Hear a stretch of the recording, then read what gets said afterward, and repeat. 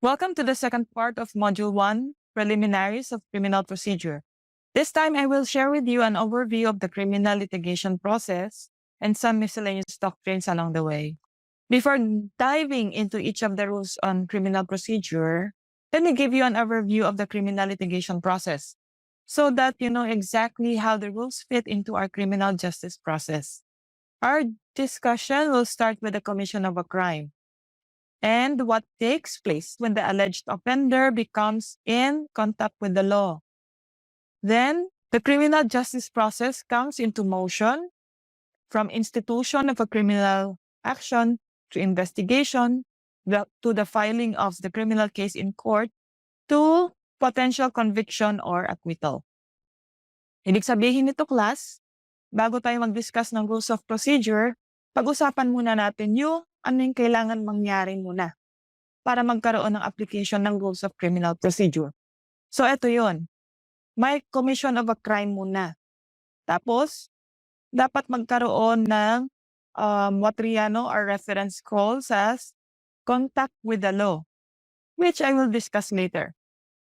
Once may contact with the law, doon na magsisimula yung institution of criminal action.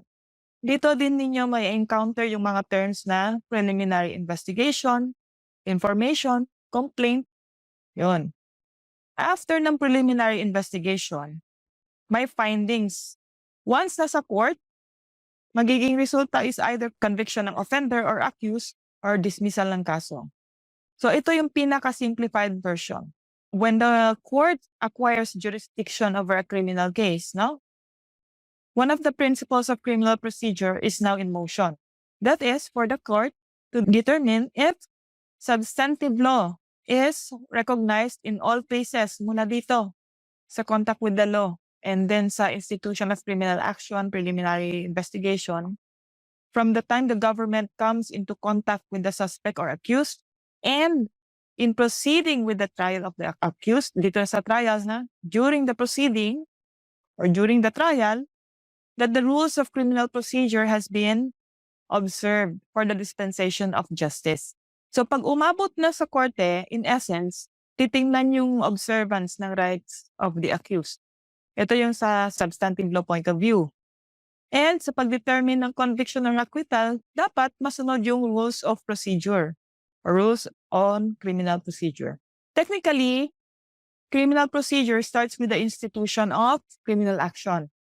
But then for the purpose of ensuring that justice is served, we have to point out yung certain stages affecting the results of the case. These stages are from the commission of the crime to the time the suspect or accused come into contact with the law. Why? Kasi ito yung mga stages kung saan nagkaka-discrepancy sa substantive law, gaya ng violation of human rights and property. Ito din yung stage kung saan nagkaka-discrepancy sa procedural law, gaya ng how evidence was acquired. Example, extrajudicial confession, sinubmit as evidence. So, the validity of that confession will be tested in court. Sumunod ba sa procedures? Kung it turns out illegally acquired yung confession, that will affect the case of the state. Paano maapektuhan yung case of the state? Pag illegally acquired, hindi pwedeng ma-admit into evidence. Alright? So now let's begin the overview of the criminal litigation process. The criminal litigation process presupposes the prior commission of a crime or that there is a perception that a crime has been committed. So sa lahat ng criminal cases, always may crime na nangyari or may belief na merong crime na nangyari. Whose perception? The law enforcement agent or a citizen. Because you cannot start the criminal litigation if there has been no crime in the first place. Hence, there can be no criminal action unless a crime is believed to have been committed. If a crime is indeed committed, then you will have two types of situations. One is there is an offender and there is a victim, or one that has an offender and there is no victim. In the case of there is a victim, it could be a private person, it could be a person that is created by law, like corporations. And then there is an offender and then there is no victim. Why? Because it would be a crime against public order, national security, against the environment, etc. But in both situations, there is an offender that has to be punished by law. All right, so how can there be an offender? How will you know that a crime is committed? Knowledge of the law of crime or crimes is crucial. Example, what if the victim runs to you and says, inagawan sila ng cellphone?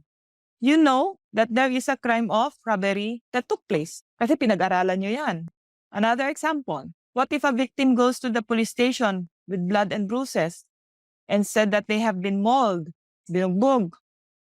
You know that there is a crime of physical injuries depending on the circumstances. What if, another example, you saw a group of drunken boys making noise in the middle of the night along the streets? Is there a crime? If you studied well in your criminal law, you know that the crime committed is charivari, or it might even be a violation of the local curfew hours. So this is where knowledge of the law or crimes is crucial. Kung hindi nyo alam yung mga batas natin, even when there is public disorder, the offender goes unpunished. May gulo na. Hindi nyo alam kung anong kaso. So hindi nyo inaresto dahil hindi nyo alam. So sayang. That's inefficiency. That's incompetence on the part of the law enforcement agency. So class, you have to know the law. Not just the revised penal code, but you also have special laws, municipal laws, or environmental laws, etc. If you do not know the law and a crime could have been committed, how could someone become in contact with the law? So you have to know what crimes are there so that when they are committed by someone, you can bring them to justice. Now, if you know that there is a crime committed, let's move on. It's time to make the offender in contact with the law. What is contact with the law? This is when the law enforcement plays their role once a crime is committed. So no matter how or whom the offense is committed, the mere commission of a crime does not automatically trigger the application of the rules on criminal procedure. Okay? So ibig sabihin nun, the fact na may crime committed, hindi ibig sabihin, apply ka agad ng rules. There has to be steps. Kailangan mo nang dalhin sila sa korte by you having contact with that person if you are a law enforcement agent and a crime has been committed. You have to make sure that the offender has contact with the law. So how do you put an offender in contact with the law? First, by bringing it to the attention of law enforcement authorities, mga police. Number 2, through a duly issued warrant of arrest. And the third one is a valid warrantless arrest. Example, a crime of theft has just been committed. Pag walang police, at that time, say, yung ninakawan nasa bahay lang, nalaman niya lang na nawala na yung cellphone niya. Hanap siya ng hanap, wala talaga. Pero sinabi niya, okay lang. Kasi second hand lang yung cellphone ko. Noong 2010 ko pa yan binili. So what he did, he just kept the incident to himself. He did not bring it to the attention of the police. Question, was there a contact with the law? No. Since there was no complaint made or no report made, the owner did not go to the police station and report the matter. So it is as if walang knowledge of the law, we cannot initiate the criminal action. So the next situation when a person or an offender becomes in contact with the law is when there is a duly issued warrant of arrest. Yung may warrant of arrest for an accused. And the police was asked to assist in the arrest of the accused. So when the person has been arrested, he is now in contact with the law. We will expound on this later. How about a crime is committed in front of the officer? Nakita niya, inagawa ng cellphone, yung mama. So he went after the thief and caught him. That is a situation falling under the third type of contact with the law, which is called a valid warrantless arrest.